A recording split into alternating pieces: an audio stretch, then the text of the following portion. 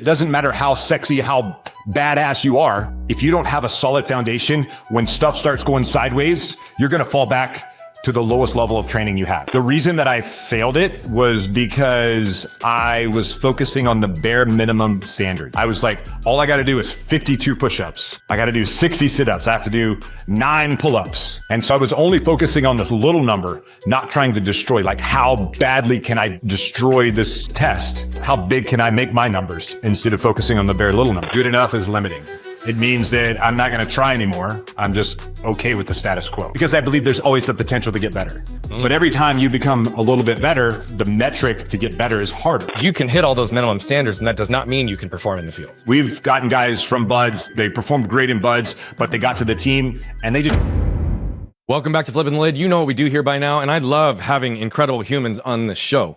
And today, that is in no way an understatement. I have really enjoyed getting to know this man over the last few months. I was introduced to him through Whitaker, and he, after I was on his show, was like, you absolutely have to know this man. And in the time that I've gotten to know him, that's what I see. I see a man. I see a human that is looking to create good. I see a father who is interested in continuing to deepen and create repair and beautiful memories with his kids. I see a man who's been through a whole lot and is now on the other side helping others recover. After a 26-year service in the Navy SEALs, thank you very much for the service, he also understood what the road to recovery could look like post-service, how much identity, how much direction, how much healing ultimately needed to take place. And since then, he founded and is the CEO of Naked Warrior Recovery. And not only is it an amazing CBD supplement and product, but the leadership lessons and the way that he integrates all of who he is into everything he touches is part of the reason I'm so excited to have this conversation today. And so, William, bro, I'm so excited to have you here, man. Brian, thanks for having me here. I'm stoked to finally be able to do this with you. Yeah, well, last time, right, we ran into a little bit of a tech issue. And I say that and I call that out because I also, and you also, completely surrendered to the fact that it's like, well, we're going to do the best we can. And if it works within the time frame, it's great. But I'm a big believer that sometimes the universe has plans that we don't see for ourselves. And if we surrender to the timing is always perfect. And then today, you show up, your lighting is good, your sound is good, you're rocking and rolling, and then you rubbed your Hawaii backyard in my face before we even started. So on a somber front, sharing sharing gratitude with you. That's on a summer front, as I'm sitting here in Arizona, and you're still looking out at the Hawaii beautiful, not only the canal that you're in, but just the tropical area, man. You know, the only question I ask on either show after however I introduce you is, who are you in your words, my friend? I am just a guy trying to figure out life right now. Trying to inspire people, trying to live the best life I can, and continuing to learn. You know what? I'm an eternal student. That's what I am. Eternal student. I love that. I was going to ask you for just a second, like, what does figuring out life mean, by the way? It's failing a lot of failure. And I feel like if you're not failing at life, if you're not failing at anything that you're doing, you're not trying hard enough. You're not putting enough effort. You're just sort of coasting through and just living sort of a mediocre existence. So, the only way that we get better, and you know, I learned this time and time again in the SEAL teams, is we train to failure. So that we can find out where our edges are, where our limits are, so that we can start pushing beyond those limits. And so if you're not failing at anything that you're doing, you're probably not pushing yourself hard enough. Yeah, and I also believe that there's an element of what I also recognize in you, and same with me, is that we don't even start to view failures really as failure anymore, which is the real win. When we can fail enough that we start to just view them as lessons and a part of the process, there's a whole different relationship with it. I look at failures as trophies. Like no one wants to talk about their failures. So they want to hide them, sweep them under the rug. I'm like, hey, look at all the ways that I failed. You know, what was the guy's name? Thomas Edison. He discovered created the incandescent light bulb. He has more than 10,000 ways. He learned more than 10,000 ways to not create the incandescent light bulb. What if he stopped at 9,999? We wouldn't have modern light in the way we know it, right? Yeah, and that's pretty beautiful as well. I also love that you're like, failures are trophies. Yeah. And so that's maybe where I want to start for just a second. Talk to us a little bit about your relationship and more importantly, the evolution of your relationship with failure. Because I know they weren't always trophies, right? But now you can see them that way. Right. I mean, I previously, probably most of my life, looked at failure as very shameful. You know, I grew up poor. I was not a very talented kid. I didn't consider myself to be very smart. And so I was very ashamed of myself, but I also had high expectations of myself, even though I didn't really recognize or realize what that was at the time of childhood, of my immaturity. But as I've grown and as I've run into more and more and more failure along the way, I've found that it's a really good thing to fail and fail as often as possible and as quickly as possible so that I can move on to the next step. So just to kind of talk to you about failure really quickly, you mentioned the house that I'm living in currently in Hawaii that I'm currently renting. I got this house through failure. So we booked this house back in October, and a week before 5 days, not even a full week, 5 days before we were supposed to fly to Hawaii, Airbnb notified us and said that they've canceled our reservation. And that was the second house that we were supposed to, we looked at one house that was really close to the beach and we're like, all right, we're going to get this. I went to book it and that the dates were already taken. So I had to find another house. So I found another house kind of close to the beach, not a very nice house, but close to the beach, good enough for what we were going to do. And so that house, 5 days before we were going to leave Connecticut and fly to Hawaii, sorry, this house is not available. So we looked and looked and looked, found this house, not in an area that I was looking to. It was outside of my budget. I went ahead and booked it. And then, the realtor who booked it contacted us and we ended up getting it sort of off market, cheaper than what we would have gotten it through Airbnb, just barely inside the budget that I was looking to spend, and super grateful. And so now we're talking to the landlord and the real estate agent to book this for 4 months for next year, hopefully at a lower rate. But if it's the same rate, that's fine, because I mean, it's like when we come home from being out, it's just like super peaceful and like tranquil. But we would not have this had we not lost 2 other houses leading up to getting here, and the amount of stress that it took, and these failures, and like everything seems to be going wrong, but like greatness comes out of those failures and those things that go wrong. And I appreciate even the simplicity of you tying it back to even your residents in this current moment, right? Like, and what's also interesting is I think a lot of people hear failure and they immediately assume that they are the ones who failed. Right. But really, it was a failure against your initial plan, yet you also had things that you could do, different inputs, questions, actions that you could take that led you down a path that, had you been so attached to the original house or the second house, right, then no matter what you got, it would end up in disappointment and you'd probably push it away from you. But instead, it's this recognition that it's like, again, no different than the rescheduling of our show. It's the acceptance of surrender to the fact that it's like, okay, well, not everything that we seek out to, or not everything that we hope for, or not everything that we expect will become. Right. And you said that so eloquently. And just a reminder, this is actually the third scheduling of this show. That's right. That's right. Because you had to reschedule the first time. Right. Because I was at an emergency client I totally forgot about that. And we even talked about that last time too. So again, that shows you how much I was concerned that it got rescheduled. I didn't even realize that it had happened. By the way, knowing that you're now going to try to lock this down and go for 4 months next year, I'm just going to invite myself to come hang out with you for a weekend. And let's go have a blast, because I want to get back to Hawaii. And what better way to do it than, to be able to canoe 7 minutes down to the ocean with a Navy SEAL who's also a badass human. I love that, bro. Yeah, I love it. Definitely worst places to be, and worst company to be in. So you've said this now a couple of times when you and I have spoken, and I think I've called you out on it maybe once, and I'm going to call you out on it right now. And I know what you're intending when you say this, but you basically said, I wasn't a talented kid and I wasn't very smart. Right. And neither of those do I accept as truth. However, through the lens... Neither do I. But that was my truth at the time, yes. I know that, and that's why I'm calling it out, because you also talked about the shame that drove... right? So much of those components early on, and the shame that's attached to even that belief system. And so that's where I want to pause for just a second. How old were you when you were having these thoughts, if it was true to you then? And whose narrative was that actually? I don't know the age. I know that, from probably the first grade on, somewhere in there, I learned that I wasn't as prepared. Let's say I wasn't prepared for first grade as other kids. Okay. And, whether it was academically or athletically.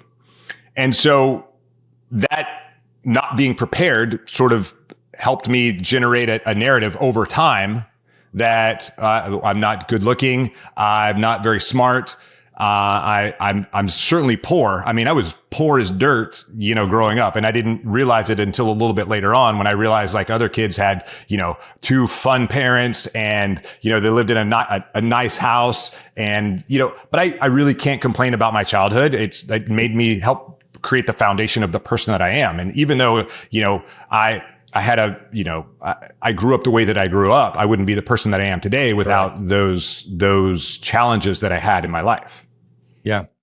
So at what point did you start to realize that truth for you at that time wasn't really true for who you are then or moving forward?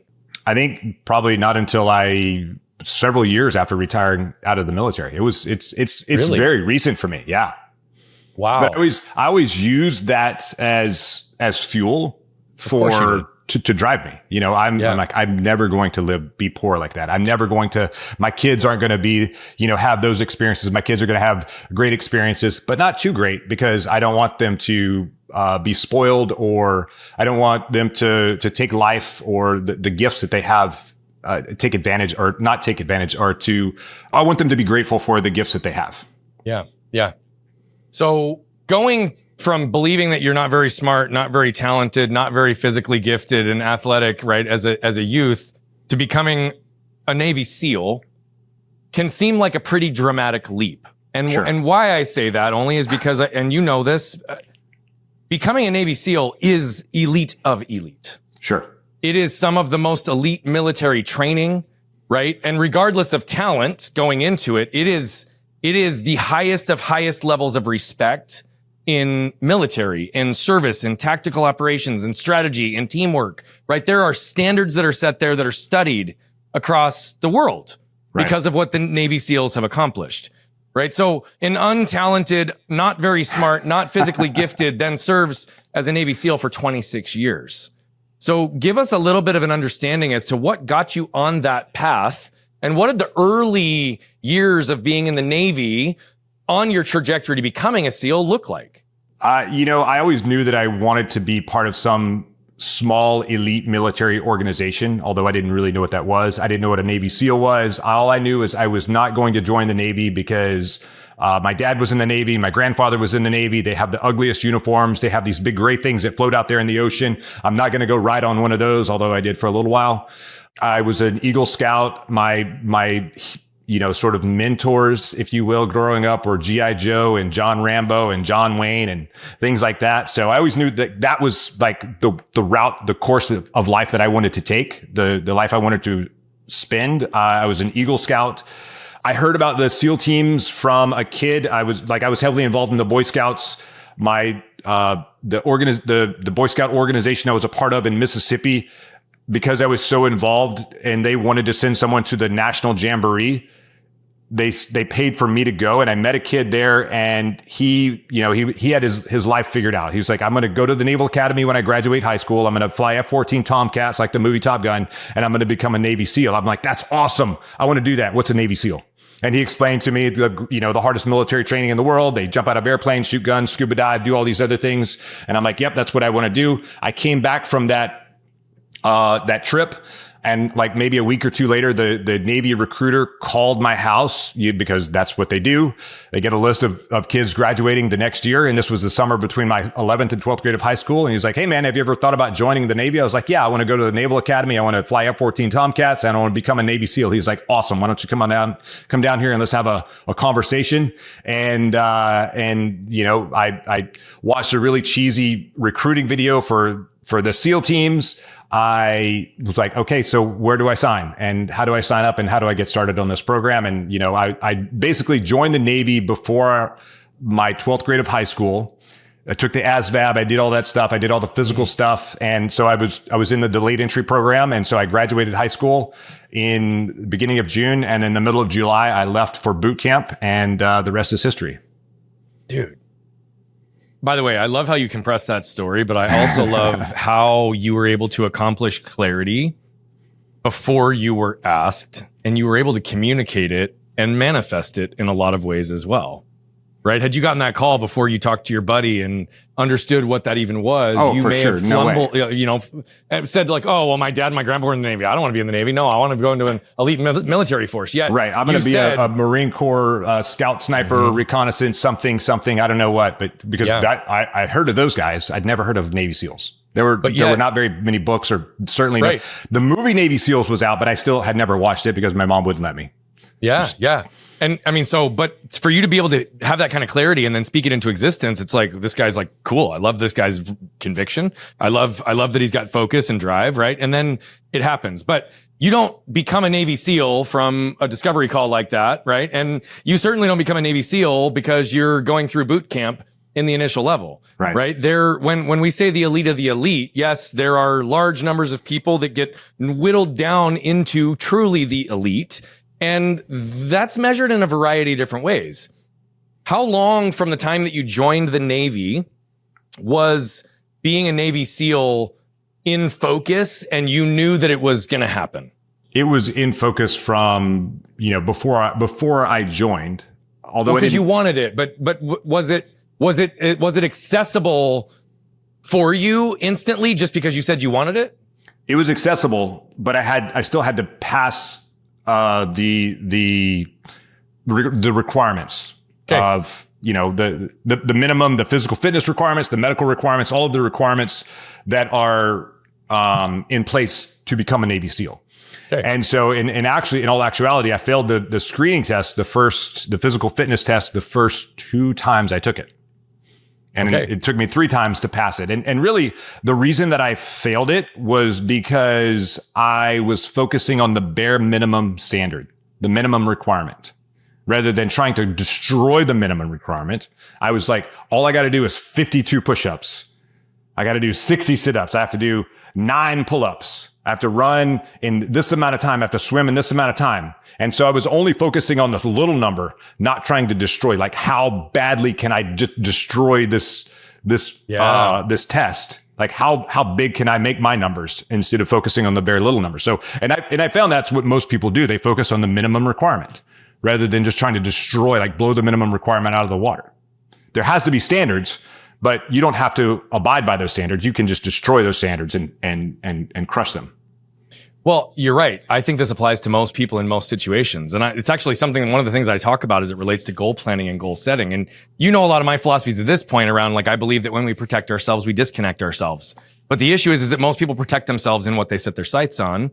And right, what is it that they're actually going to do, right? You just outlined it perfectly as it related to hitting the minimum standard, but look at it as it relates to, like, physicality or weight loss. How many times does somebody really need to lose 20 pounds and they're like, well, I'm going to lose 10? Right. Instead of saying, I'm going to get into the best shape that I possibly can get into. And if that's 25 pounds or 30 pounds or 20 pounds, that's great. But I'm going to go hit this metric versus the 10. Why? Because if you actually shoot higher and you miss, you probably are going to actually default above the minimum standard. Yes, exactly. Yeah. Go ahead. I like the similar example, but when people say they want to get in shape, but I don't want to look like a bodybuilder. And I'm like, no, that should be your goal, is to look like a bodybuilder, because you know what? Those guys, they work so freaking hard to look like that. And they only look like that for like 12 hours a year. Yeah. Because they're like, it's one of the most extremely disciplined sports out there that I have found as far as exercise and diet and just absolute discipline. You cannot mess up. You can't cheat. And so if you make your goal, say, I want to look like that guy standing on stage or that girl standing on stage, you're going to probably hit well above where you actually want to be. Because those people, they don't look like that, like walking around like just muscles bulging and veins popping and just striations 24/7. What's also really interesting about the analogy you just gave, though, and I'm going to play contrarian for a second because I agree with you, and I'm not going to say no to what you said. This isn't a but. This is actually just a little layer of nuance in that specific sport that I find fascinating. It does not matter what they do. It is a highly judgmental and subjective sport. Oh, absolutely. Right? Whereas what you're talking about in the SEALs is there is a minimum number and minimum times that is very objective. It's defined. It's clear. Yes. Right? And then it's a matter of, do I meet that performance standard? Whereas... And to the point that you're making is if you live as if the judgment is not going to matter, and you live to push yourself as far as possible, and you live to not just hit a standard, then your analogy plays out completely perfectly. Right. But what's also really interesting in the analogy you chose is that you can't control whether you win or not on stage. Correct. Even if you put in everything that you can, and even if you hit all the minimum standards. Right. But it wasn't like winning on stage. It was looking like those guys that stand I know on that. stage. I know that, which is why I'm giving the additional layer, though, because here's the other side and how it ties back to the SEALs. The reality of it is you can hit all those minimum standards, and that does not mean you can perform in the field. Correct. And I was going to follow up with that. Yeah, that exact thing. Like we've gotten guys from buds, they performed great in buds, but they got to the team and they just didn't cut it. And so even though they made it through all the training and all the everything, they were not good SEALs. And so they had to go find another occupation. Yeah. And there's a shitload of grit that is required to be a SEAL because just of all of what the training is. And so I'm not here today to talk about the SEALs permanently. There's some components that I want to hit on, but why I think the SEALs are important is because the level of training that's required and the level of investment that has gone into it to be able to make you elite beyond whatever you're given is significant, which is also trials and tribulations for you and any individual who's ever gone through that. Mentally, emotionally, spiritually, physically, you are tested to the absolute extreme. Sure. And so that's, I think, where I'd like you to take us is let's not talk about combat and battles and talk about the preparation and the training and what is the amount of time and energy that goes from, yep, I've got my sights on this, I have to pass the minimum tests, to I'm actually capable of operating in the field at the standard of what a SEAL team would do. Yeah. So I'm going to answer your question a little roundabout. So cool. One of the thing that makes the SEAL teams elite over every other special forces out there, and I will say this to any Green Beret, Army Ranger, Marine Force, Recon, I don't care who they are, and they will not argue with me because they know I'm right, is the level of training that we do is 10x, maybe 20x what they do. And what I mean by that is, we'll go do a deployment. I may do a deployment. I have 80 guys on my team and we're doing a mission where we're, bringing 80 guys on target. We're fast roping onto the, top of a building. We're heading from the bottom and we meet somewhere in the middle to get bad guys. And it's very complex operations. We've got security teams all over the place. Everything is coordinated. We bring everyone back in. We go back home. We come back home from this deployment. We get 6 months. So we break everything back down. We go to some schools for a few months. We come back, we rebuild the team, and then we start back at square one, where we doing just say close quarters combat. I just gave you a scenario where we've got 80 guys on a target, outside, inside, top, bottom. Rather than, starting where we were on deployment, we always come back to the basics. And we start at ground zero, where we have 2 guys, a very simple, empty room, no bullets in our gun. Actually, we go in, no bullets anywhere, not even paint. And we practice walking through the door with 2 guys clearing the room, an empty room. And then we'll put 4 guys. Okay. Now we'll put paint in our guns and we'll go in and shoot these. We'll have targets now that go in and shoot 2 guys. We master 2 guys walking into a room. You would not believe how complicated 2 guys walking into a room and not shooting one another or sweeping one another, and then adding 4 guys and then adding more complexity along the way. And we'll do 2 months of clearing rooms with using paint only, doing very complex before we'll ever shoot live rounds in a house. And then we'll do a trip. We'll go back, 2 guys, very basic, no target, we have targets in the room, very basic, go in, making sure we're not going to shoot one another. We're not going to kill one another, kill ourselves. And we build that foundation again, crawl, walk, run. Every step of the way, we add a little more complexity, but we don't just start super complex and just hit it hard running. We always come back and we build a very solid foundation, because it doesn't matter how sexy, how badass you are.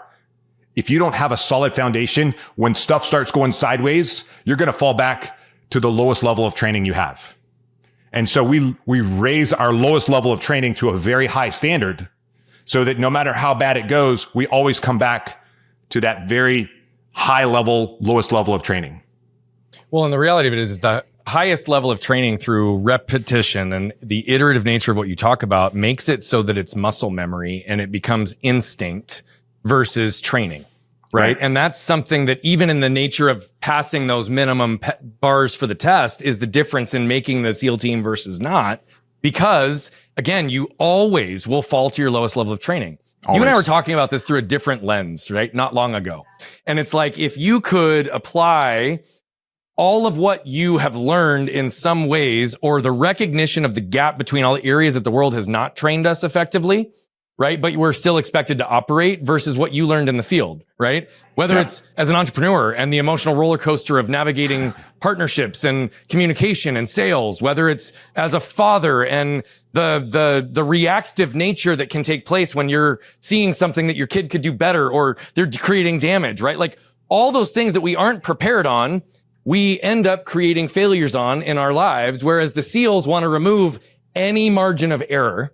Right. In your ability to operate, at least within the realm of what the SEALs are intended to operate. Correct. And you learned that. But that also doesn't mean that you conditioned emotion and the mental toughness components out of you and you just become a machine. And so that's where I want to focus for just a second is I realize that there's not a lot of room for this in the space of being a SEAL. There's not a lot of encouragement to talk about what you're going through or the healing on the internal side. But yet I know you had those moments.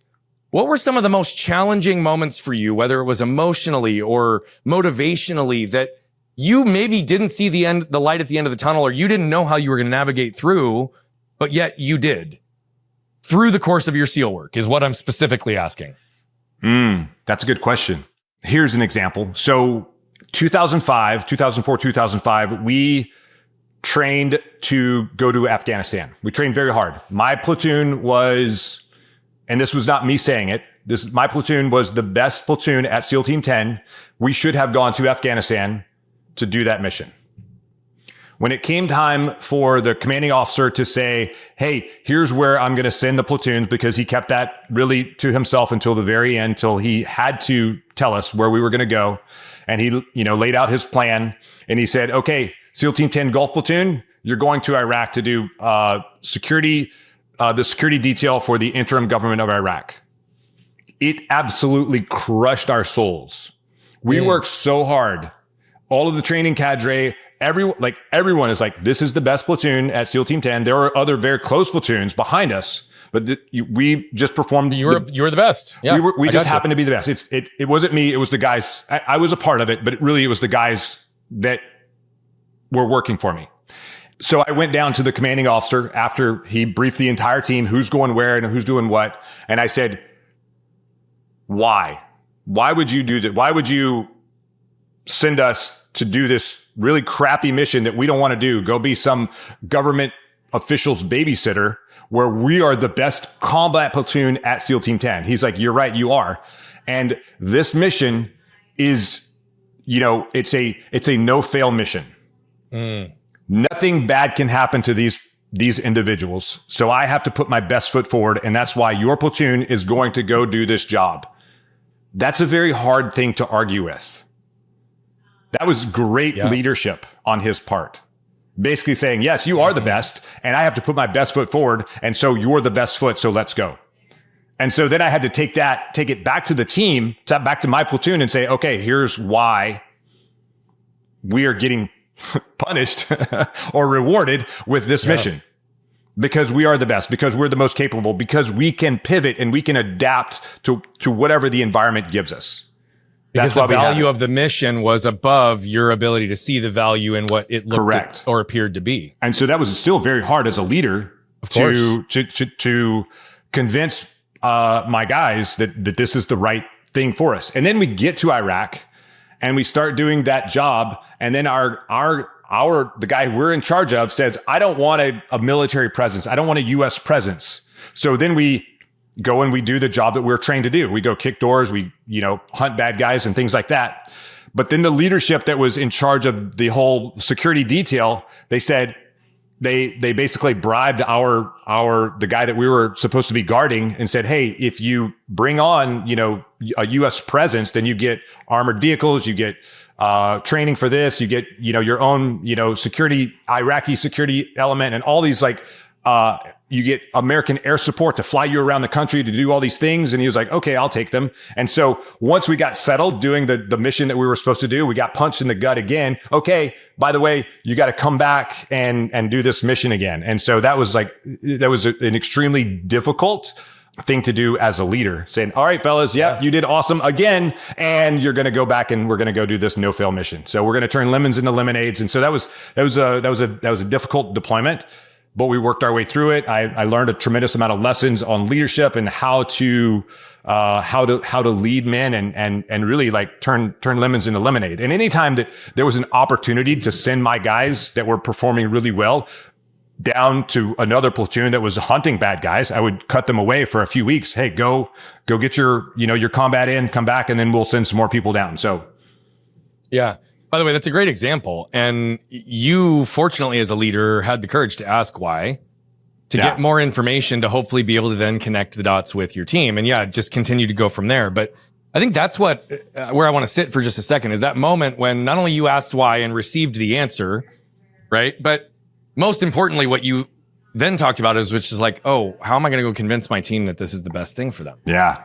Right. And giving the stats and the facts is one thing for you to intellectually understand it. But to your whole point, you guys have been energetically, emotionally, physically investing everything. And in some respects, and I don't mean to like glorify this at all, but you even talked about it. It's like, it's because you want to go fucking hunt bad guys. Yes. Right. Like you want the glitz and the glory. That's what you're after. You want the battle. You want that. And it's not that you're afraid of the risk or the potential loss of life. It's like, no, I want to serve my country and I want to use the training. And my whole reason for doing this is to keep fucking bad guys off this planet. Correct. Right? Exactly. And so you're getting all hyped up because you're going to go into the heat of battle. And then it's like, well, you're basically like security detail. And I realize it wasn't just that simple, but that's how it feels, right? Oh, it totally felt like that. And there were also times doing that job where I was way more uncomfortable and I'll even use the word scared than I ever was in actual combat. Because in combat you have more control, right? Yes. And in that scenario, talk about that, because that's what I was trying to highlight. Yeah, that's what I want to talk about. Talk about those two, the differences between combat and the ambiguity of the detail you were put on. Right. So combat is you nailed it, is we control the environment. We go when we want to go. We dictate as much of it as possible. We mitigate as much risk as possible. We work at night vision goggles. We drive like bats out of hell. We have tactics, techniques, and procedures. We work as a cohesive unit, and we're on offense the entire time. Yes. We're going into combat doing our job, and we do it on. Like, we never look for a fair fight.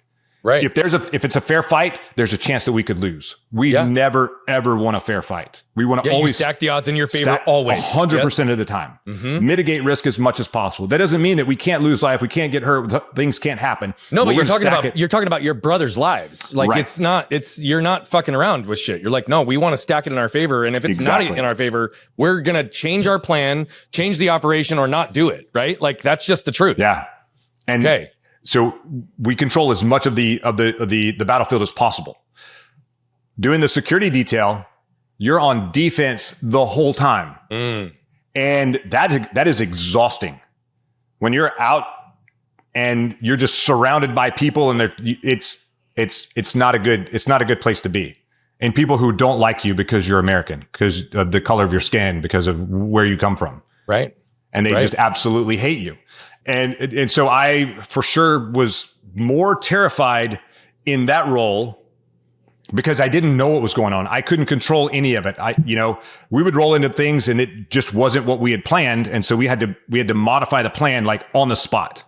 Yeah. And I remember being in a crowd of like, I don't know, thousands of people. And there were only 3 Americans, myself, my boss, and the guy that works, directly under me. And we were completely separated, like just a sea of people. It was like a mosh pit. There were people with guns, like people were shooting, and I'm like, oh my God, we're going to die right here. I followed a guy that was carrying a paper bag like this, very gingerly. I'm like, oh my God, is there a bomb in there? Do I need to shoot this guy right now? And I felt like I almost died doing that job more, even with bombs going off and being in gunfights. on the combat side, I've been closer to death on the security detail side than I ever was on the combat side. Well, and so take us there for a second, because again, there's not only just communicating to your team, hey, we've been redirected because of the priority and the focus and the value of this potential assignment, right? You get people through that, but then there's the reality of what you just talked about, which is, what does that actually mean? Right? I've said for years, and I played not to lose for years instead of playing to win. Yeah. Right. And that is the nuance between defense and offense as well. And I would suggest that this concept applies to everything we do in life. So you get them to rally, they're on board, but then to your point, oh shit, we've got more potential risk, more fear. And you even said it yourself. You were scared and thought you were going to die in moments. And I've got to imagine when you're in the middle of a battlefield, the last thing you want to be thinking about is the potential of death, because you go into that scarcity, right, protective energy. How do you not only yourself regulate that level of emotion and really, what I'm going to say, hit to your nervous system, because everything is in that flight, fight, or risk or fawn mode, simultaneously leading others to do the same so that you guys can operate to your level of training? A lot of it is just the repetition of training and the quality of training that we have. So you fall into the training, but what do they train you in terms of how to emotionally regulate and ground yourself in that moment when you are feeling the defense, you are feeling the fear in the battlefield? I don't think we ever really focused on like that mindset. Okay. Ever. It was really about take action. Do what you've been trained to do. That's the thing that's going to save your life. Do what you've been trained to do. That will save your life. I had an advantage for being in a gunfight because when I was 15 years old, I was shot while hunting with my great uncle. So I'm like, sorry, fellas, I've been shot before. I think my probability of getting shot right now is lower than yours. So I'm okay here. But when things started blowing up around us, my mindset changed a little bit. I'm like, well, they didn't really teach us about this, and I've never been blown up before. So it made it a little more real. So this is maybe and hopefully the last question I ask you about SEALs specifically and your experience in it, because what I'm also extracting, and I think you're hearing it as well, these are lessons that have applied to everything in life and will apply to everything in life. Okay. Yeah. So you fall to your lowest level of training and you're taught to take action. Correct. Okay. So whether it's that security detail or another situation, something happens, you feel it in your nervous system. There's a part of you that's like, fuck, you're looking around like what action do you take next? It depends on the scenario, but you don't freak out. You cannot allow yourself to let your emotions take over, because if you do, you will lose. Yeah. It's a slippery slope. So you just have to control the emotions, stay present in what you have to do, revert back to training, go back to the simple, like keep it simple, stupid. Yep. And that's why we build this foundation of simplicity in the beginning. It doesn't matter how complicated, how sexy we make the mission or the job or whatever it is we're doing. We always bring it back to keep it as simple as possible, because simplicity is what's going to win at the end of the day. So what does getting naked mean, my friend? That's a great question. So getting naked is really about taking that ego off, that armor that you carry around that you're hiding behind off, so you can find your authentic self. So you can become your authentic self. So you can find the healing that you actually need. That happens also when dealing with people or stressful situations. If you let your ego take over, you're probably going to lose. Sometimes your ego is a good thing. There are two egos that we have. One is very self-destructive and one is very helpful. One will drive us and one will destroy us. So you have to control the one that will destroy you. You have to keep that one at bay, but control the one that drives us, because that can still switch over into the destructive mode. But also naked, it's an acronym. And so the N, I call it 5 secrets to help you think like a Navy SEAL. The N stands for never quit. The A is accept failure. The K is to kill mediocrity. The E is expose your fears. And the D is do the work. And so that's sort of the mantra that I go by. Well, and I really appreciate that that's the work that you're doing as well, because what's also interesting is when I asked you what training you were given, right, around emotional regulation, you were respectful in how you answered the question to not throw arrows or do anything, but you also were kind of like, well, that wasn't really a contemplation. Right. And you are not a unique story in the sense that many people who've operated in elite service, who've actually been in the battlefield, who've been trained to the level that you have also been taught to perform, right? And in a lot of ways to perform, as you even said it best, to keep it at bay or to push through those moments so that that emotion doesn't take over. Correct. Which in the nature of what you're trained to do and how to do it in terms of battle works really great.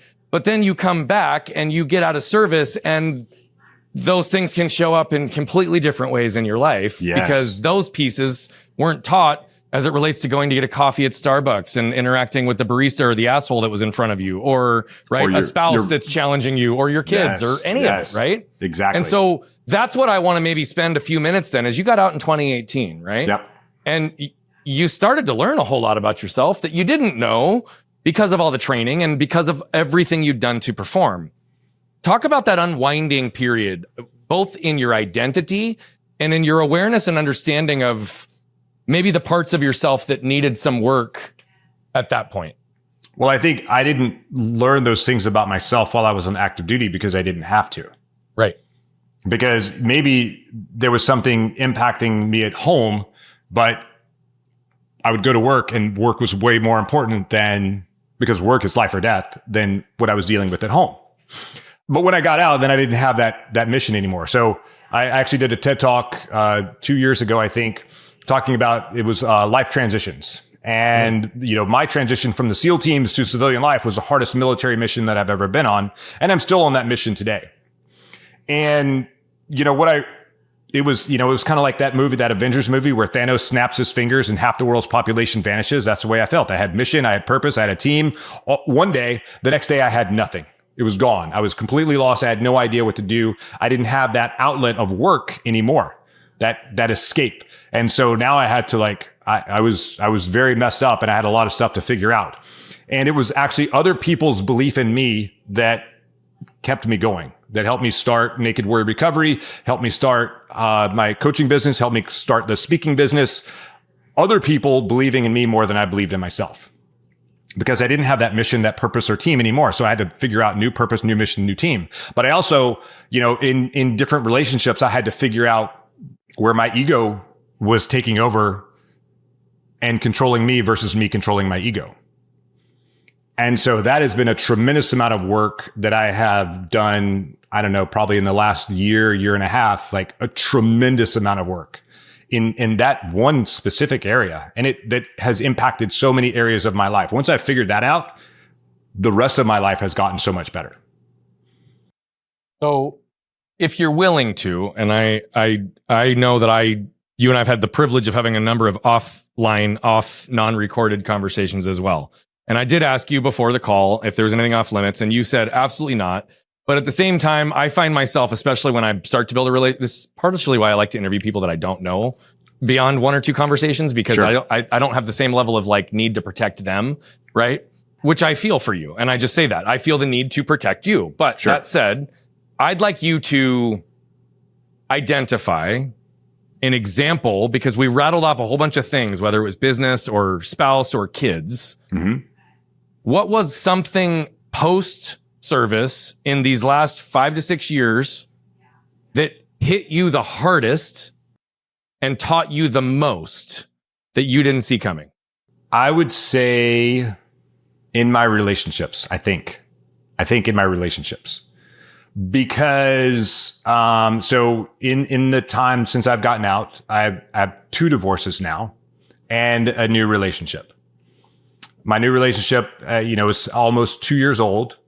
And in that relationship,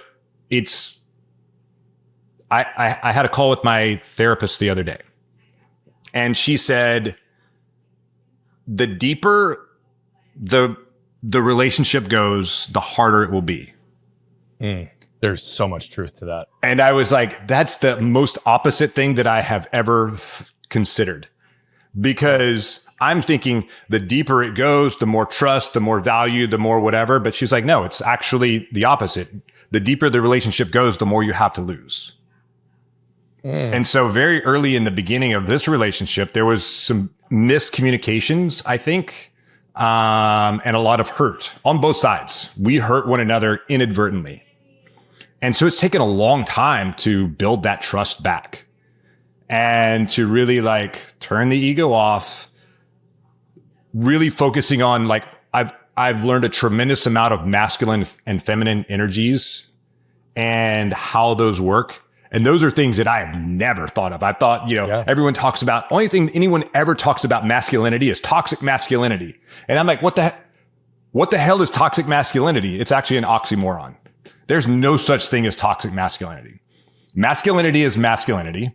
Femininity is femininity. Toxicity is its own thing. It has nothing to do with masculine or feminine or anything else. It's just toxic behavior, period. Doesn't matter who it comes from. So masculinity is about being a protector, a provider, being a container for the feminine. And you got to turn your ego off for that, because you cannot be that container. You cannot be that safe space. And I know that you and I have talked about this. You can't be if you bring your ego in. You have to turn that thing into dust and just listen. And sometimes just take it, because they just have to express themselves sometimes in a fucked up way. It's not personal. They just have to like get it out. And once I learn that lesson, it's still a lesson I have to learn every single day. I have to like keep reminding myself. Well, and again, you fall to your lowest level of training, right? Correct. Like we don't have training in this area. Not at all. Right. No. And that was one of the areas that we talked about it. I have to pause and say thank you for a second. I want to be clear when I say this. I don't mean this with any ego from my side when I say this, but it's not often that someone will say something and I'm like, oh shit. And I just had one of those moments with you. When you said there is no such thing as toxic masculinity, because I see so much bullshit in masculinity that creates damage, I was getting ready to be like, bro, like, we're going to go to battle over this because I want to break it down. But I've never heard anybody say it the way that you did. There is masculinity and there's femininity and there's toxicity. The separation of that piece comes down to the choice, but you're 100% fucking right. And I've never heard the distinction in how that was described. And yet it's unbelievably powerful. And so I really wanted to say thank you, but I also wanted to slow down enough to acknowledge that, because that's an extremely profound and wise statement that in many people I know who talk around these topics, I've never heard anybody say it that way. So awesome. Really powerful and really cool. Now, there are many places in this world that there is toxicity layered on top of masculinity. Of course. Which is what fits the definition. And that's what you're suggesting. And so I appreciate your ability to talk about this. I also want to unpack a little bit about what your therapist said. Because as you were sitting and talking about it, it also was really interesting, because it is true. The deeper it goes, the harder it can be. Now, what I appreciate is that it highlights the scarcity component of we have something to lose, which puts us into that dynamic of, again, protective energy, because we want to be seen. We want to defend that we're being understood, right? And so when those moments of conflict, oftentimes the argument is actually out of fear of loss. Right? It's not actually about being right. But what's interesting is when I listen to how you described that and this idea of the deeper it goes, the harder it gets. I think it's because we believe that the deeper it goes, the more trust just exists. Right. The more intimacy just exists. And I think that what's fascinating is the distinction between the depth of connection that we have with someone in an intimate type relationship or a partnership like this does not often reflect the level of understanding we have around relationships and communication and actually establishing trust and actually fostering and building these things. And so it's not even just that we have something more to lose. It's that when we get into a deep place, I think we feel and believe that we are in a deep connected relationship, but our actions, words, and behaviors may not actually communicate the same thing. And so, go ahead. Yeah, no, go ahead. I was going to pause after that statement, and you were getting ready to talk. So tell me what your reaction was or what your thought was. No, I was going to say, what I have recently discovered is a lot of the things that have impacted my relationships are control. And control is there to give us safety or perceived safety. Feels that she's being controlled. Mm-hmm. And I'm like, where does that even come from? Yeah. But it's not from me specifically. It's from whatever traumas that she 100%. has in her life. And so we all show up with baggage. Every single one of us. It doesn't matter how great you think you are. You've got baggage. I got plenty of baggage. I'm sure you have plenty of baggage. Your significant other has baggage. We all have baggage. And, and for me, it was really learning that she feels like she's being controlled at times when it's absolutely not. I'm like, where do you think I'm controlling you? That doesn't make any sense. But I have to reframe it and think about it from her perspective because we're different people. We have different ideas. And here's the other reality of it. And this is also embedded in what you just said. If they are perceiving it, in what way is that actually true? It's 100% right? true. Because it's both sides. In whatever frame that they're looking at it.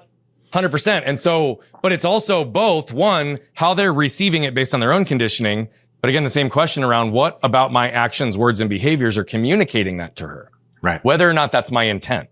Correct. Right. And so this is where it confuses us on all sides of it. And yet I know things that you are currently and actively investing time, energy, and resources into to ensure that you create as little damage as possible always, and to create repair wherever we as humans and men unconsciously create damage. Yeah. Right. But when you are also a trained warrior, like you are a warrior, and with your bare hands are capable of doing more damage than most people will ever even be able to imagine because of the level of training and the situations you've been in. Sure. So then it's, how do I show up with that gentle strength? Right. And protector and provider. And right? It's interesting. Like for me, I'm just a regular guy.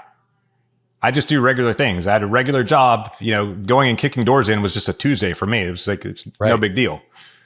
But I'm continually reminded no, that's actually a big deal. Who else does that? Right. Right. Oh, and yet it also led to a bunch of pain that you also unpacked. And one of the things that I know we talked about is when we don't have the tools and we don't get into a place where we have the help we need, which you have been doing these last few years and very aggressively, right? We tend to find ways to shut off and numb. Yeah. Right. Which takes away from that path. And so maybe bring us there outside of the relationship side and help us understand, how did you numb or avoid early? And how did those lessons shape the direction of the work you're doing today with Naked Warrior? Yeah. The great question. So once upon a time, not that long ago, I used to drink myself to sleep every night. Glasses and glasses and glasses of vodka just to turn down the noise in my head or numb the noise or dull it out. It didn't make it go away. It never made my life better. It just made me feel good at the time. And then the next morning I felt like crap, waking up still drunk or hungover or whatever, and then still having to perform. And I knew that I didn't want to live my life like that. I knew that's not the life I wanted to live, but I didn't have any other outlet. I was afraid to ask for help or things like that. And then I retired. Started a business, a consulting business that I did okay financially, but I was very unhappy because people would not hire me because I was a consultant. I used the word consultant in my title. And so they're like, nope, consultants are criminals. Get out of here. And I'm like, well, what if I change myself to advisor? Well, we would have hired you then. But I'm like, well, then let's call me an advisor. I don't care. But, and so that became very painful. Mm-hmm. And so, again, failure. I'm not doing a good job. I don't know. I don't have direction, mission, purpose, all this other stuff. And then I discovered this molecule called CBD.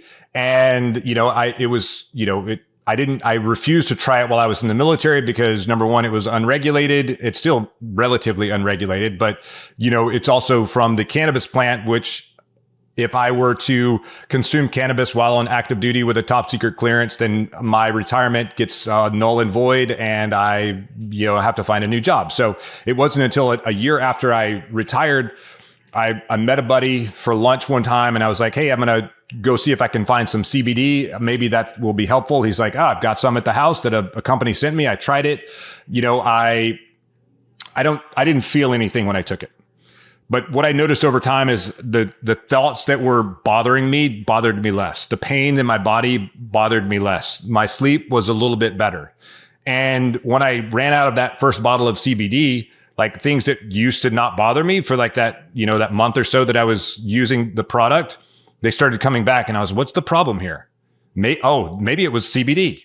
And so I ordered another brand and had very similar results. And I was like, oh, maybe this is my new mission, my new purpose. And so I reached out to some CBD companies, and I met a girl at an event that had a CBD company. And she was like, well, I said, hey, I want to get into CBD. She's like, so you want to do A to B, B to B, or B to C? I'm like, I don't know what any of those letters mean. I want to do CBD. And she's like, awesome. Well, why don't you just start your own company? And I said, I don't know how to do that. And she said, okay. she leaned in and she said, you are a Navy SEAL. You can figure it out. And so I politely asked her for my man card back and put that back in my pocket.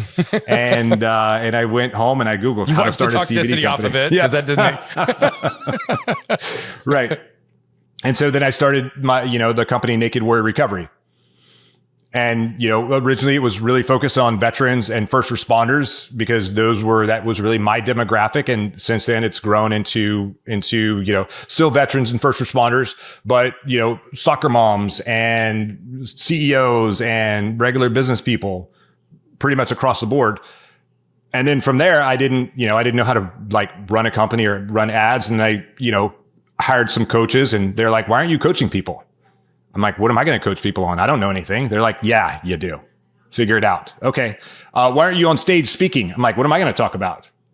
Oh, now I get on stage and speak. So all the things I swore I would never do once upon a time, I would never be in sales. I'll never be one of those life coach people, whatever that means. And never be one of those guys on stage going rah, rah, rah. I'm every one of those things. So what I've decided is I'm going to stop saying never, and just be open to what the universe gives me. And once I figure out what that thing is, now I know what it is, and I'm just driving forward. And now I have my new purpose and my new mission, and I'm building what I call my new SEAL team. The people that I put in my inner circle that I can rely on, and they can rely on me. I love that. I also really appreciate the lens you have on never. I've actually said that now for years, where I'll almost utter, I'll never do that. I'll never say that. And almost every time it is about to come out of my mouth, I say, I can't ever say never, but in the current moment, I can't envision how or when it would happen. Yeah. Right. And the guy, literally, I just interviewed somebody about 2 hours ago, right before you. And he has this big framework around nevers and always, right? All the things that I'm always going to do and all the things that I'm never going to do. And I didn't challenge him on the show, but what was funny is it came full circle. And he's in a period of time right now where his nevers are being sacrificed because of a specific reason in a season that he's in that he couldn't foresee. Right. And yet I think that's sometimes the risk when we attach ourselves too much to never. And so I appreciated even how you said that. I'm a big fan of plant-based medicine. And for me, it not only had a lot of the same physical and emotional and mental benefits that you discussed, but others, my story and my injury, right? Mm-hmm. I'm a big, big fan of it. And yet you also so very clearly said I couldn't have done it, or I would have had to find a new job. Right. Because I understand how this can work and your loyalty and all of it, I'm in no way going to ask you to speak on behalf of the SEALs or any of the military or the country, nor am I going to ask you to speak against it. But if we were to just look at possibility, what do you believe the benefits could be if there was a more open approach to alternative forms of medicine and healing for the people that are still active military? My personal belief is I believe that they should open up plant-based treatments and consumption on the psychedelic side, on the therapy side. Alcohol is regulated by the FDA. The FDA, you know what? They regulate cigarettes too. Cigarettes it actually is a toxic, by the way. Right. It is toxic. Yeah. It's a poison. And it's interesting. I have found number one, I've gone to Mexico, and I've been a part of ibogaine treatment. Ibogaine is known as the mother of all psychedelics, plant medicines from Africa. Amazing. Since then, I have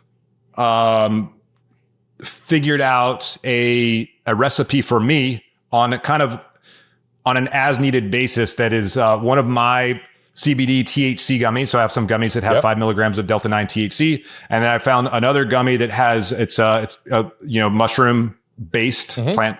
Oh yeah. And I combine the two, and it's the impact that it has on my mental problem solving around ego has been tremendous. Oh yeah. Like I cannot, like it's like I can be completely present, and I can just like watch my ego just dissolve in front of me. Maybe I'm having an argument with my partner, and I can see her ego is just all flared up, and I'm like, okay, check. And I'm able to like get rid of my ego and then walk around and look behind her ego and see what is behind there, who is back there, who she's trying to protect.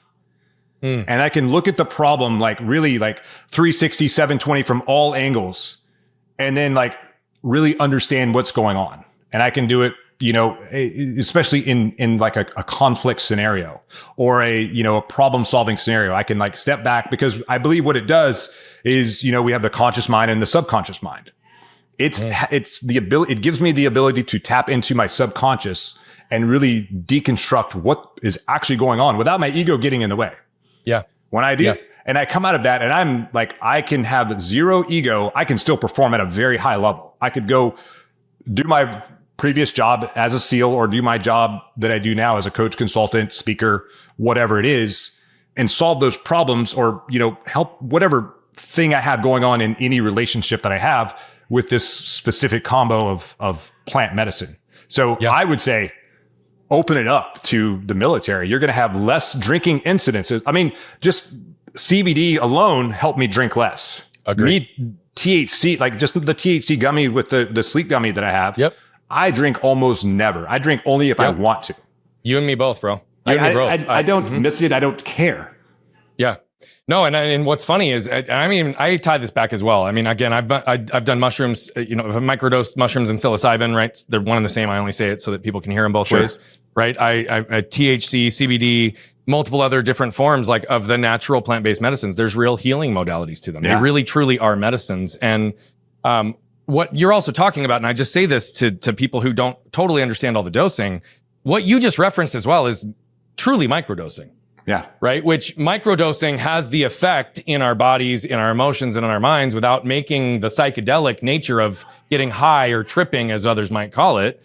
And yet, if you look at all the science that goes into mushrooms and THC, we have natural cannabinoids in our body. Yes. Right. We produce them naturally. Yes, we do. Right. Like okay, why is this a drug if we produce it naturally within our systems? Right. Right. If you understand mushrooms, and they're basically the nervous system for the freaking planet. Yes. Right? They have helped me with nerve recovery, feeling and sensing things in my body that I didn't have access to before, and creating new neural pathways. Yes. But on top of all of this as well, one of the primary emotions that gets impacted that leads to stress, reactions, frustration, burnout, everything is anxiety. Yeah. Anxiety, right? When anxiety exists in the body, I always say this, my son's on the spectrum, so it's easy. I learned this through him, but it's like as soon as anxiety hits, everything else goes out the window. Yes. It's true in the battlefield. That's true in a relationship. That's true in a business, right? And yet, if we also take a step deeper for science, when we are in an anxious state, our brains go to a low alpha wave state. The alpha wave production actually drops, right? Which then goes to everything else. Microdosing of both THC, CBD, and psilocybin actually increase the alpha waves at low doses, right? It's ridiculous. And so there's so many ways that these things impact us, and yet you learned it. I could not agree with you and your assessment more. And thank you for going there, because I wasn't trying to also expose you or have you talk against it, but I think there's huge opportunity in healing, and that's why you choose to get naked every single day. Yeah. And help people not only in the way that you do this, but the way that you speak about this. I want to shift just a little bit, because we are coming towards the tail end of our interview, and I know you and I are going to do more together. So this is just the beginning. As you know, my intake forms for my shows are very short because I don't want a lot of bias, right? And I also don't use them as a prescriptive nature for navigating. As you can see, I just have conversations and they go where they go. There's two things you wrote down though that I really want to pull out. I want to understand, and I potentially want to challenge. Okay. But I'm leaving that last one until I see where you're currently at before coming and having assumptions. You said in here, you are never satisfied with good enough. Correct. I want you to describe that and define that, because that's also a mentality that gets challenged and criticized, right? When is enough, William, right? And I've got my own belief on this, but I want to hear where you are at. Why does that drive you, and what does that mean to you? Well, I think good enough is a mediocre statement. I think it's limiting. Good enough is limiting. It means that I'm not going to try anymore. I'm just okay with the status quo. Now, there is the potential, because I believe there's always the potential to get better. There's this cliche, get 1% better every day. That's not actually possible. Like if I got 1% better, it's like VA math. and which is a very hard thing to describe. So VA math, you're 100% healthy, right? Okay. Once you become, let's just say like I have one thing that's like, I'm 50% disabled. So that 50% now becomes 100% again. And then so it's harder to become 100% disabled through the VA. It's harder to become so if I have 100%, that I need to become 1% better in 100 days, in theory, I should be perfect. But every time you become a little bit better, that thing that you're getting, the metric to get better is harder. Correct. Harder to get better. So let's just say if I wanted to play, I wanted to become a professional athlete, a professional football player. I don't have the physicality for it. I don't have the athletic ability for it, but I can always get a little bit better at whatever I'm doing, catching, running. I can do drills to like my hand-eye coordination. I could, learn to, do things that can make my fast twitch muscle fibers a little bit faster. I can always get a little bit better at something. If I just quit trying to get better, then I'm just good enough. So I'm never going to stop trying to get better. Good enough is never going to be okay with me. Okay. You and I are wired very similar. I feel the exact same way. I also appreciated in the beginning of this that you said that good enough is essentially mediocrity, and K in your acronym is kill mediocrity. Yeah. So that I agree with. Okay. The language around never satisfied with good enough, I want to unpack a little bit as well, right? The never satisfied is where I want to focus, because what I'm hearing from you is, and we've heard these analogies before. It's like if you wake up in the morning and you decide to walk to the horizon line, will you ever rise? No, you won't ever arrive because it keeps moving. Right? Correct. That's your 1% philosophy. By the way, I love that too. I've not heard anybody else talk about that, but mathematically and statistically, you're exactly right. Like it's always changing. And so that 1% is 1% of whatever is, not what it was yesterday. Correct. Right? Now, where that can also hurt us is if we are incapable of accepting, celebrating, having gratitude for wherever we are right now. Yeah. And so with this never satisfied language, help us understand how you ground yourself and appreciate where you're at in the journey while recognizing that there's always more 5 minutes from now, 5 days from now, 5 years from now. Well, I think gratitude is actually it's a superpower that I discovered a few years ago. I started writing down 5 things that I'm grateful for every day. 4 of those are super easy. My health, my family, my fitness, finances, the place that I live, whatever, like good things that are happening in my life, my kids, significant other, all those things. But the 5th thing that I write down every day is something that is terrible that has happened to me or that I'm currently going through. And I'm able to celebrate that. Because just like, we talked about the house, we had a house reserved, and 5 days before we were supposed to leave, gone, but we ended up with something better. Right now, as you know, I'm going through a lawsuit with Naked Warrior Recovery for the name, for using the word naked. And I'm grateful for that, because if I didn't go through that process, at some point, one of my clients is going to go through number one, I've gotten people's attention that I'm doing something. That means I'm doing something right. So I'm grateful I'm like, awesome. I get to celebrate that, even though it's not in a good light, but I get to celebrate that. Oh, I'm doing something right. I'm getting people's attention. That's what I'm supposed to be doing, so that I can impact more people. The more people's attention I get, the more impact I can have. But I get to celebrate that stuff, even though it's not a good thing. I still get to find gratitude in the hardship in life. And so if I can celebrate the good things, small victories, the small things in life, that are good, but I also get to celebrate the bad things, air quotes there, that happen in life. Awesome. Because I can reframe it to be a good thing. Yeah. And I can continue to grow. It is all of it. Yeah. I love it. The second thing that was on here, And I think I know the angle that you're coming from with it, but I want to just understand. You said you like being the underdog because that way people never see you until it's too late. Yeah. Describe the philosophy to me. I have always been the underdog. I've always seen myself as the underdog, because of the way that I grew up. Grew up poor, I didn't do that well in school. I did all those things. But if and that's how I believe people viewed me. Although when I go back in time, I remember a kid, like right when we graduated, a kid that I looked up to because he was, he did really well. His family did well financially, all these other things. But he looked up to me because he thought I was like a really good athlete and he thought like all these great things about me. And I was like, what? I have never thought of that. I have never received that from anyone, you or anyone else until like right now. But I also look at where I am now because of where I came. I'm by far the most successful person from, the town that I came from.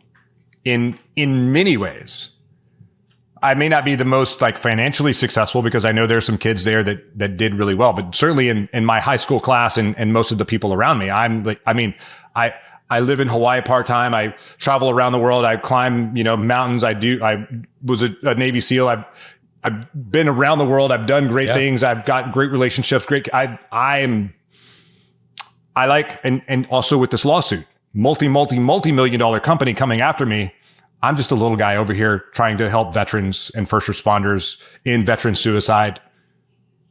And they're trying to, wipe the floor with me. And I'm like, you don't know who you're messing with. So you just keep considering me the underdog. Yeah. I'm going to win at the end of the day. Even if I lose the lawsuit, I'm going to win at the end of the day. So that right there is the kicker that I was waiting for, because here's the other side of it. I totally appreciate where you're coming from. In fact, in my very first company, no one knew who we were, which was like, I used to joke, like we're like little secret ninjas running around town, like just literally like taking the business because nobody knew who we were. They didn't give us any acknowledgement. They didn't realize, right? And then it wasn't long before they saw us coming and they were like, oh shit. If they're at the table, we've got a real competitor at our hands, right? Right. And so why I asked that question and why I highlighted it is because I remember very distinctly having to make a shift once they knew who we were. Now, I like the mentality of being the underdog, but remaining in the underdog also is an easy way to keep yourself safe. Sure.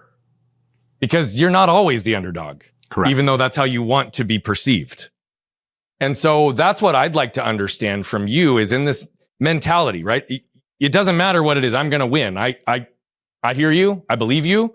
And that's always been my mentality, regardless of whether I was the underdog or the known entity. How do you allow yourself to fully own all of whom you have become, which in many ways is no longer an underdog? And it's reflected back to you consistently by all these people that are like, no, you're a fucking Navy SEAL. You can do this. You can figure this out. It's when I say, no, you aren't an untalented, unsmart little kid, right? You're a fucking badass who found a way to apply yourself. How do you shift that for yourself to fully own and embody all of whom you already are while maintaining the humility that I know you also care about in this underdog mentality? Because I start with humility. I don't walk in the room like beating my chest. And if you did, I wouldn't probably be talking to you because I think you're an asshole. Correct. So I always start with humility. I know where I am. I know who I am. And that took a long time for me to figure out. But I also know that if I show up and I'm, like I said, beating my chest or sounding like an asshole, no one's going to listen to me.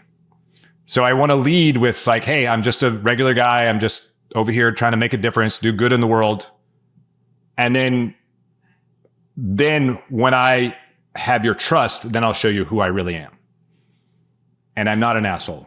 I'm a very good person. This is exactly why I'm challenging this, because who you already are is the point.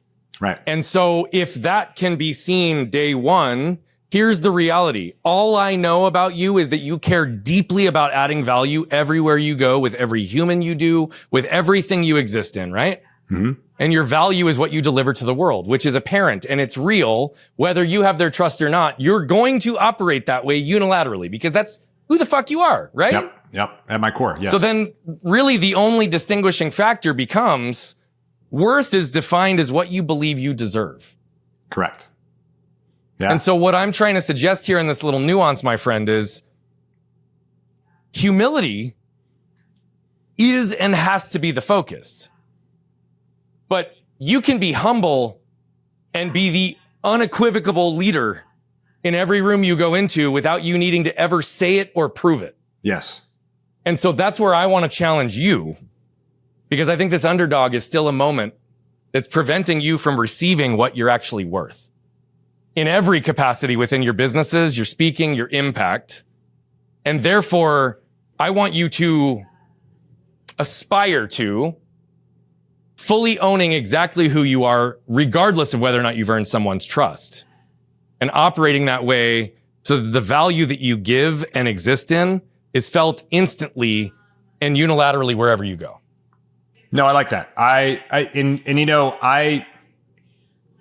trying to think, where do I go from there? Yes, I agree with you 100%. Okay. Yes.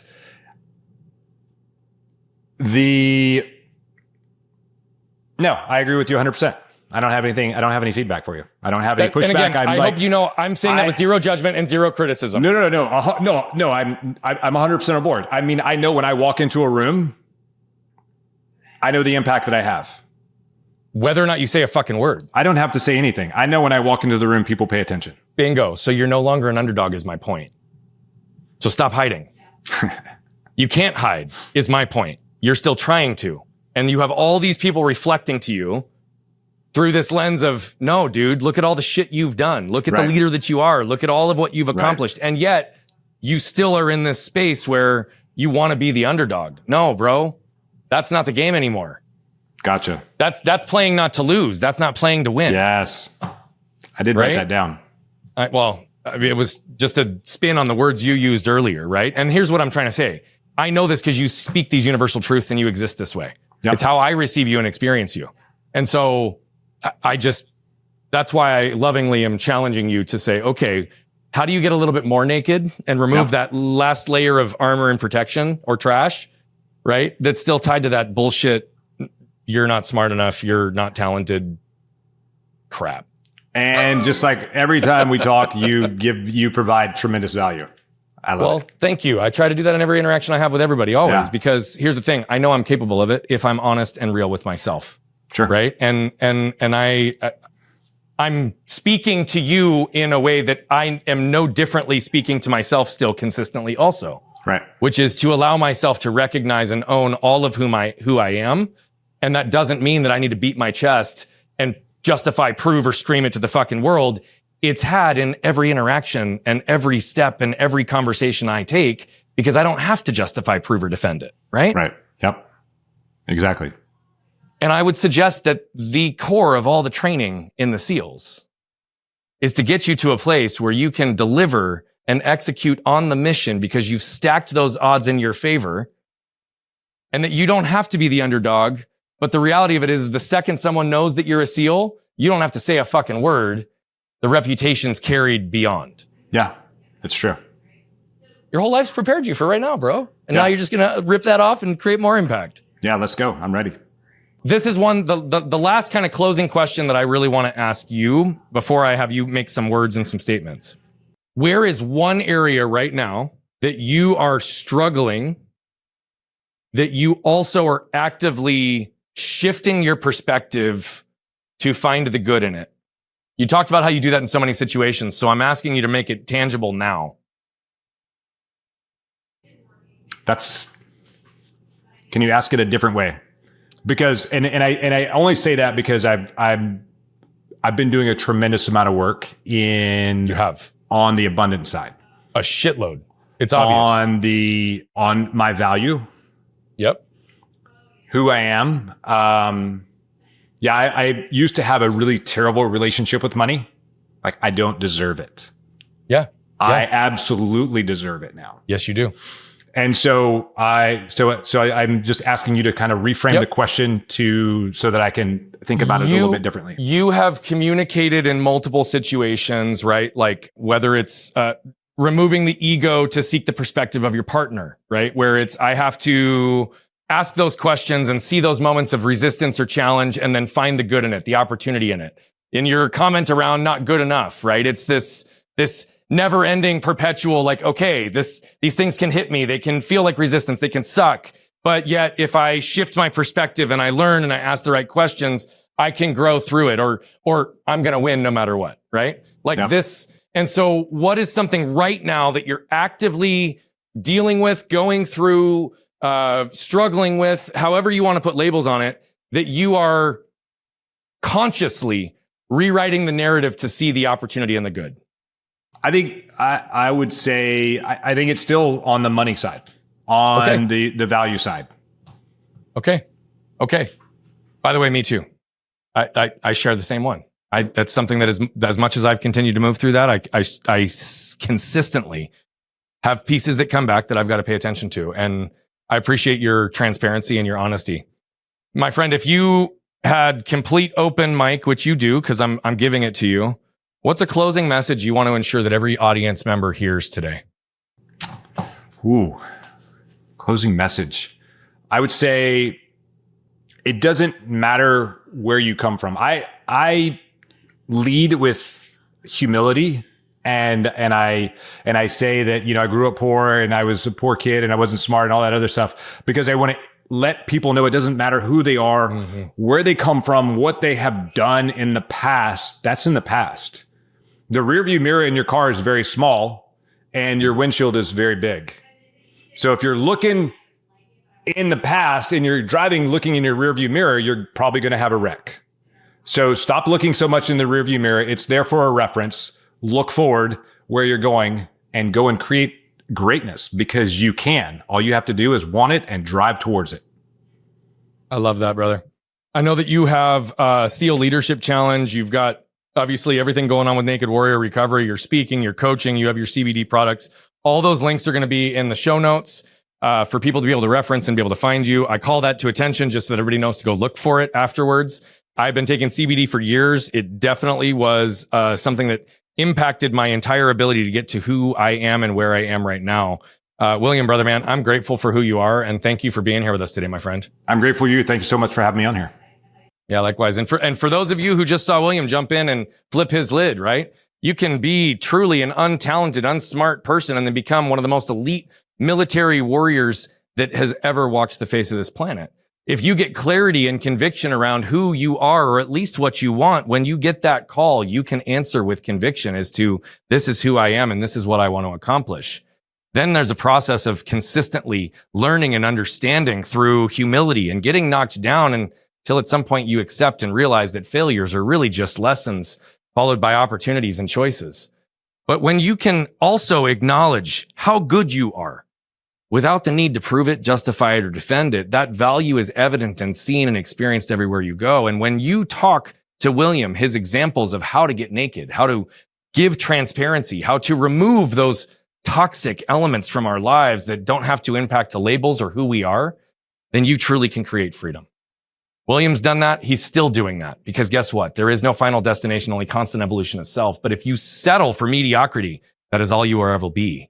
And so I'm just challenging you to take a couple of lessons from the book we just read with William today and challenge yourself to get naked and hold yourself to the standard of who you are and what you're capable of. I promise you, you won't be disappointed with that path, but it will require you to flip open your lid and scan your can. What you can probably tell by now is that I love telling these stories, but what I love even more is the impact that's coming from them. You see, we're on a mission to impact over 1 billion lives as quickly as possible, but to do that, we need you. See, we believe that moved people move people. And so all I'm asking is, if you've resonated, connected with any of the messaging, please consider commenting, sharing, leave a rating and review.